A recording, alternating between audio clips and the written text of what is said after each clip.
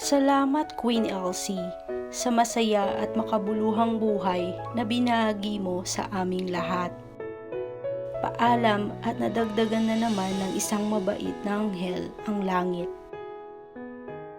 Nawala ka man, pero marami kang naiwan na magagandang alaala sa bawat isa.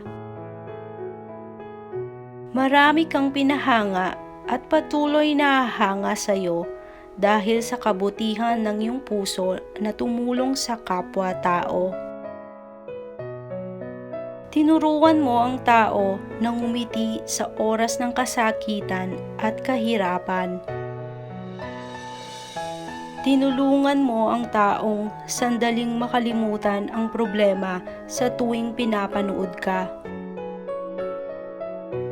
Binigyan mo kami ng pag-asa at paniniwalang kasama lang sa buhay ang pagsubok, kaya tumawa lang at maging masaya.